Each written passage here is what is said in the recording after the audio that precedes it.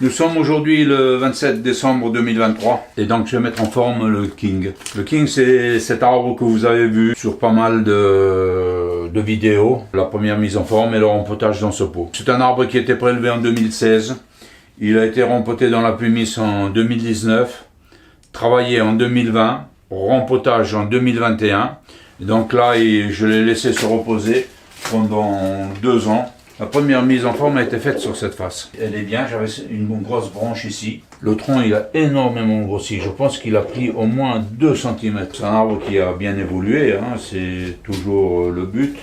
Et c'est aussi le fait d'attendre entre les travaux, hein. C'est bénéfique à l'arbre, hein. Il y avait un mouvement ici qui était important. Et le mouvement, il s'est assoupli, il est devenu plus naturel. J'ai beau regarder, il est beau sur les 2 faces.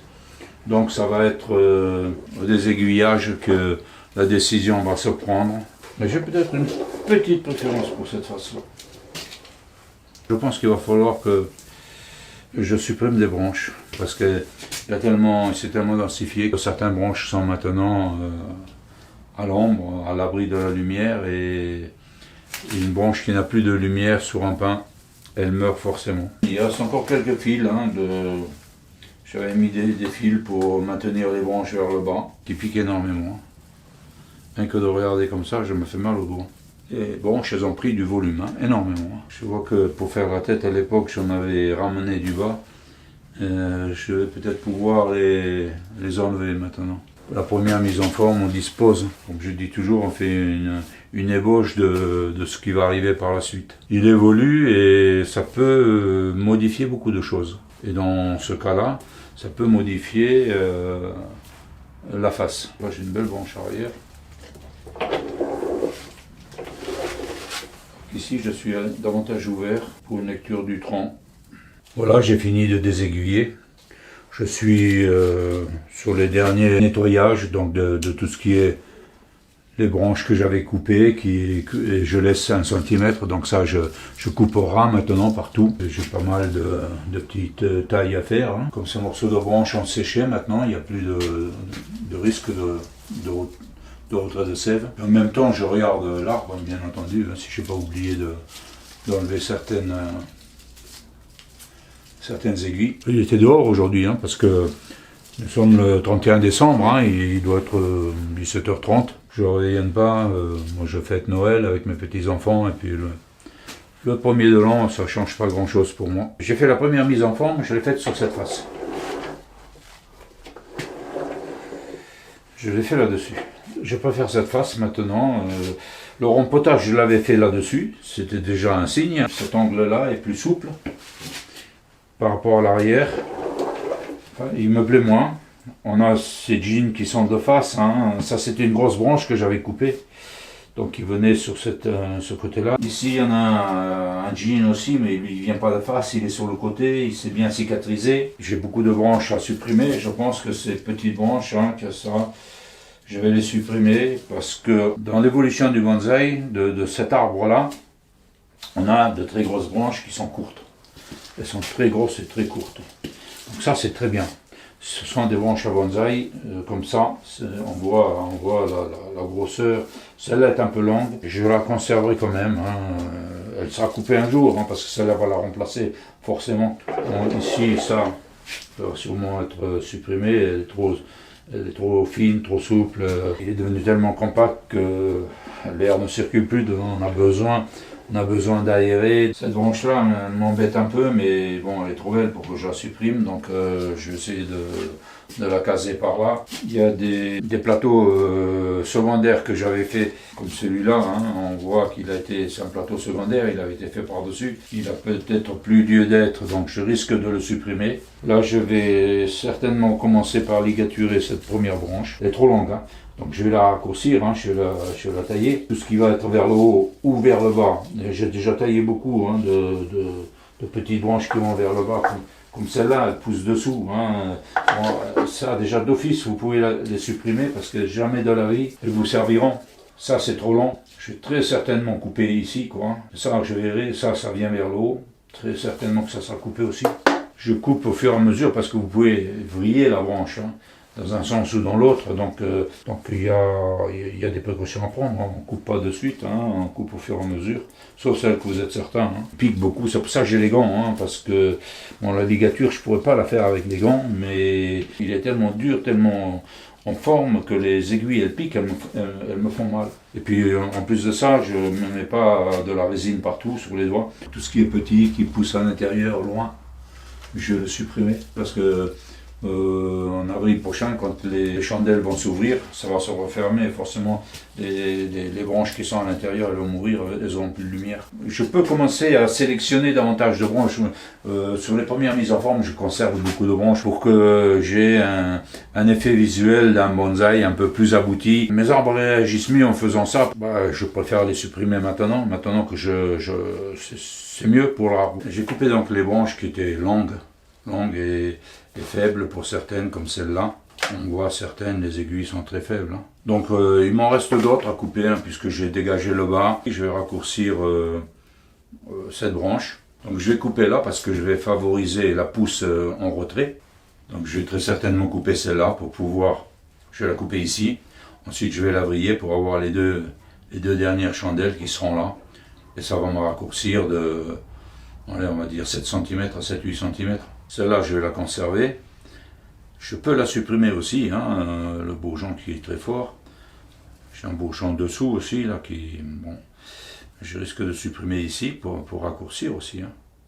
C'est certainement cette branche-là, qui démarre ici, qui remplacera par la suite cette branche qui deviendra trop longue. La solution, ça serait effectivement de couper cette grosse branche par ici, et de redescendre l'autre. Ça arrivera par la suite. À l'heure qu'il est, j'ai décidé de la garder. Je vais continuer à mettre les grosses branches en place, hein, avec du gros fil. Je démarre sur les fourches, je ne vais plus jusqu'au fond. Ça, c'est un plus aussi. Donc avec du fil de 2,5, ça devrait le faire. Les avantages de cet arbre, c'est qu'on a de grosses branches.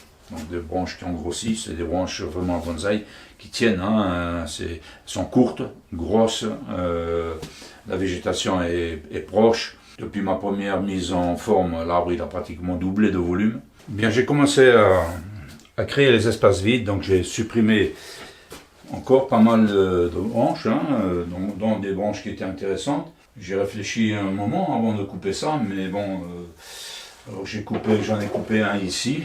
Et c'est trop serré. Et le deuxième, je l'ai coupé ici, voilà, je l'ai coupé là en haut. Pareil, c'est trop serré. Alors, j'ai encore des branches à supprimer, très certainement. Hein. J'ai celle-là. Quand on voit, bon, si je l'enlève, que je la cale comme ça, j'ai cette branche qui peut prendre sa place. Ici, j'ai cette branche, mais j'ai aussi celle-là qui fait doublon. Hein. Donc, si je dois en garder une, je préférerais garder celle-là par rapport à celle-là. Donc là, sur la tête, en supplément ce gros plateau, j'ai créé un petit trou, hein, que je vais rattraper avec toutes les branches, hein, toutes les autres branches. Ce sont des choix qui sont parfois difficiles à faire. Hein. Je vais attaquer la ligature, ça va me prendre beaucoup de temps. Alors j'ai beaucoup de tendeurs de fil en travers qui me tiennent les branches en place. Hein. C'est du haubanage parce que je ligature pas les branches jusqu'au fond. Justement, il y en a une ou deux qui sont ligaturées au fond, mais pas le reste. Pour que ça tienne, on est obligé donc de haubaner. Cette branche me plaît de moins en moins. C'est pas mal non plus en le voyant comme ça, l'arbre. C'est un choix aussi, hein. Peut-être que je garderai que celle-là en supprimant celle-là. L'avantage c'est que la lumière elle rentre, il a l'air qui passe. C'était un buisson avant, on n'y voyait plus rien, là on voit la structure de l'arbre. Bien, nous sommes dimanche 7 janvier. J'ai pas mal travaillé sur l'arbre. Je vais prendre le temps de vous expliquer ce que j'ai fait. J'ai mis en place grossièrement les plateaux, hein. J'ai pas du tout touché à la tête, je suis arrivé au niveau de la ligature, voilà, je suis arrivé dans cette zone là. Donc la prochaine branche, ça sera celle-là, en tournant, je vais monter dans la tête. Ici on a cette branche longue qui me plaît beaucoup, qui me plaisait beaucoup. Là elle est trop basse, elle est trop longue, donc je ne l'ai pas mise en forme. Très certainement je vais la couper et je vais conserver cette branche là pour l'avenir. Celle qui est derrière, c'est pareil, je ne sais pas si je vais la garder. Pour que ça soit joli, j'ai ramené une branche, donc celle-là, elle vient d'en bas. C'est la même branche que ces deux-là. Voilà, donc elle remonte. J'ai coupé un gros plateau ici qui appartient à cette branche, mais il faudrait que je coupe celle-là pour bien faire, et il faudrait que j'en coupe une autre qui va vers là-bas. Je ne pourrais pas faire ça en une seule fois. Ça c'est pareil. Je ne sais pas si je vais la garder. À une époque, je l'aurais gardé pour densifier mon arbre. Je veux l'aérer beaucoup plus. Je veux mettre les plateaux beaucoup plus à plat. Je veux que le regard passe à travers. Les chandelles qui sont parties sur le dessus des branches, je les ai coupées. Celles qui sont en dessous, je les ai coupées, mais ça, je le faisais habituellement. Ce que je ne faisais moins, j'ai coupé les extrémités. J'ai coupé 3-4 chandelles qui étaient les 4 dernières, de manière à réduire la longueur des branches et donc à favoriser les bourgeons qui étaient en retrait. Alors, ça implique plusieurs choses aussi. On ne peut pas le faire si on n'a pas de bourgeons en retrait qui sont partis. On a 4 bourgeons derrière, donc je ne prends aucun risque. En plus, je laisse un bon centimètre de manière à ce que le retrait de sève ne me fasse pas dépérir les deux dernières chandelles. Donc ici on le voit bien, hein, j'ai coupé la dernière branche, les dernières chandelles qui venaient vers là, parce que j'ai des petites chandelles juste derrière. J'ai laissé 1 cm, mais j'ai aussi ça derrière. Donc si jamais les 2 premières venaient à mourir, je vais repartir là-dessus. Mais ça me permet de repartir en retrait. J'ai fait ça partout. On voit que le dessus il est bien à plat, le dessous je n'ai plus aucune chandelle qui pousse, tout est à plat. Donc tout ça il va falloir que ça se garnisse, que ça rejette en arrière. Hein. Donc voilà, ici on a pareil, donc j'ai coupé le bout ici, mais vu la multitude des petites chandelles que j'ai en arrière, je ne prends aucun risque. Donc j'ai le plateau qui s'arrête, qui est en ligne, donc ça c'est très bien. On va laisser pousser ça. Je n'ai pas ligaturé ces petites chandelles, parce que si je ligature, je prends le risque qu'elles me restent dans les doigts. Elles sont trop petites, c'est des chandelles de l'année, voire 2 ans. Comme l'arbre était très compact, elles ont mal poussé, donc il n'est pas question que je les ligature en prenant le risque qu'elles me restent dans les doigts. Donc j'ai ligaturé la grande branche, j'ai vrillé d'un côté ou de l'autre pour les diriger. Celle-là, elle est sur le dessus, cette petite-là. Quand on voit ça, elle est sur le dessus, il va falloir que je la coupe. Je vais la supprimer. C'est ce que j'ai fait en permanence. Pour quelle raison j'ai supprimé ça? Parce que j'ai déjà une fourche ici avec 2 départs, et j'avais la petite chandelle ici. 3e départ, ça m'aurait fait une grosseur ici. C'est pareil pour celle qui est derrière. Comme les autres sont en plat, celle-là elle est dessus. Voilà, je la coupe. Alors ça me dégarnit un peu ma branche, forcément. Mais celle-là derrière, qui est sur le côté, je la laisse. Celle qui est au bout de mon ciseau. Sur cette branche-là, j'ai coupé ici. J'ai 2 chandelles, plus 2 autres en arrière, plus celle-là, donc ça m'en fait 5. J'ai donné du mouvement à la branche. Je n'ai plus rien sur le dessus. Les petites chandelles qui sont en retrait, ici derrière, là, qui sont faibles parce qu'elles étaient à l'ombre, elles ne le sont plus. Je me débrouille pour qu'elles soient à la lumière. Hein. Donc forcément, quand je vais travailler dessus, je vais toucher avec les bras. Donc il y aura le réglage final à faire. Ça sera pour justement étaler, pour revenir en arrière. Ça va me demander aussi du temps. La tête, c'est pareil, hein, les branches sont très grosses. Quand on voit ça, quand on voit le dessous, elles sont raides, hein, ça bouge pas, hein, c'est vraiment très bien. Donc ça, c'est à faire. Hein. On voit ici donc cette branche qui arrive dessous, hein, sur une branche arrière, qui va renforcer la tête. C'est cette branche-là, celle-là, je peux pas la couper parce que si je la coupe, donc c'est ce fameux défaut que je vous parle de l'arrière. Voilà, c'est une branche qui est ici et elle me renforce la tête. C'est pour ça que j'ai changé ma face de manière à ce que ce soit derrière et non pas sur l'avant de l'arbre. Voilà, ça c'est des choses qu'il faut rectifier sur les années. Hein. Si j'enlève ici, j'ai ça, mais il faut que ça se développe encore. Ça c'est la tête. Hein. Si j'enlève tout ça, ça m'a fait un gros trou.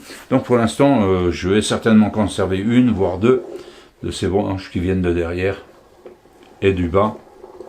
Ça m'a fait une double tête, hein. Bon, moi je le sais, exposé sur cette face, la personne qui passe pas derrière l'arbre, elle ne le verra pas. C'est aussi pour ça que plus ça va, plus je suis exigeant sur mes arbres, et plus ça me demande du temps aussi. Au lieu que ce soit 6-7 ans, on va passer sur 8, 9, voire 10 ans, à partir d'un yamadori, pour avoir un bonsaï. On n'aura jamais la finesse et le raffinement des arbres japonais issus de la culture, qui sont rectifiés tous les ans, qui sont taillés tous les ans, de la graine jusqu'à 30 voire 40 ans, où ils ont à peu près cette taille. Il n'a jamais poussé comme un arbre, il a toujours poussé comme un bonsaï, c'est-à-dire il a été taillé comme un bonsaï, il a été cultivé comme un bonsaï, alors que lui, il a une époque où il a fait ce qu'il a voulu. C'est un sauvage. C'est ce qui fait la différence entre un bonsaï issu de Yamadori et un arbre issu de la pépinière. Un arbre en pépinière, si le travail était bien fait, il n'a jamais souffert de soif, il n'a jamais... voilà, c'est des professionnels, ils font ça ils en vivent, donc le gars, il va pas louper un arrosage. Là, je suis sur la mise en forme de la tête, qui reste le plus compliqué. C'est toujours embêtant de poser un fil quand tout est en place, comme ça. C'est une petite chandelle que je n'ai pas mis en place, donc voilà. Il m'arrive de les casser, les chandelles, quand je fais ça, les petites. Je vais m'accrocher dessus. Et quand on arrive au point crucial de cette branche.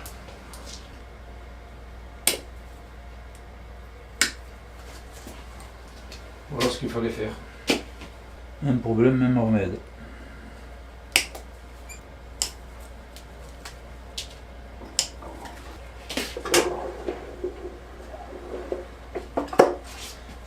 Vous comprenez que c'est mon plaisir, la mise en forme finale comme ça. Rectifier les petits détails, mais bon, j'appelle ça pinailler, mais ça me fait tellement plaisir. Forcément, les petites chandelles que j'ai pas ligaturer, elles ne sont pas forcément toujours en place. Comme je le dis, c'est sa deuxième mise en forme. Il est loin d'être présentable pour un concours. On s'en approche grandement. On va voir au mois de mai comment les chandelles auront évolué, comment l'améliorer pour une éventuelle exposition. Je ne pense pas que j'ai souvent filmé le nettoyage de l'arbre.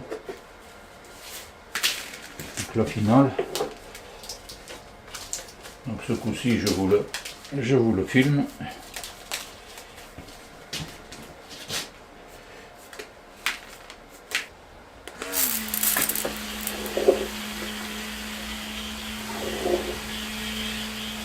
C'est de l'eau. En y mettant de l'eau, on a l'écorce qui est un peu plus noire. Ça permet de voir si on a oublié quelque chose. Je n'aime pas les aiguilles à l'intérieur qui sont... Donc je les enlève aussi.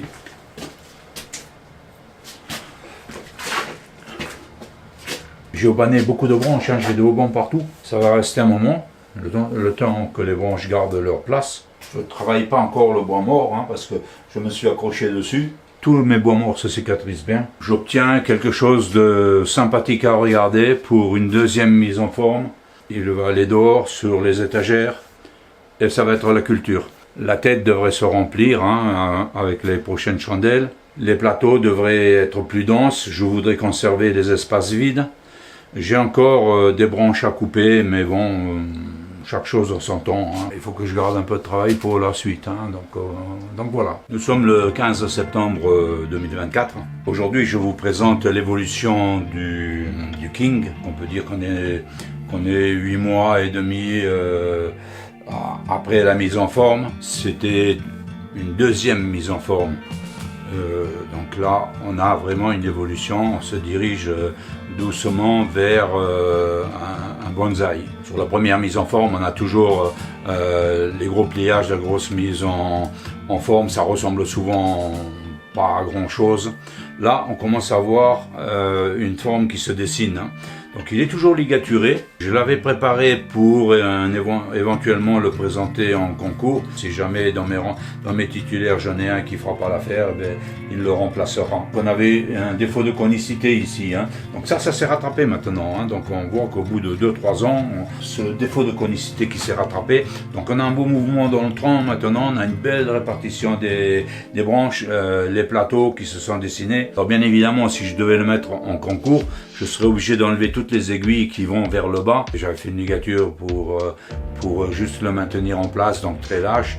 Donc elle n'a pas marqué, sauf à un ou deux endroits où j'ai vu que ça commençait à marquer un petit peu. Si je le présente pas, je vais déligaturer. Ça c'est embêtant parce que l'année prochaine, il sera prêt certainement pour les concours, mais il sera plus ligaturé. La préparation, la densification, la ligature, il y a toujours quelque chose qui va pas. Moi la priorité c'est la santé de mes arbres, hein, à chaque fois. Il a pris de la maturité au niveau du feuillage, au niveau du tronc. Il a une écorce formidable. Il est vraiment sympa.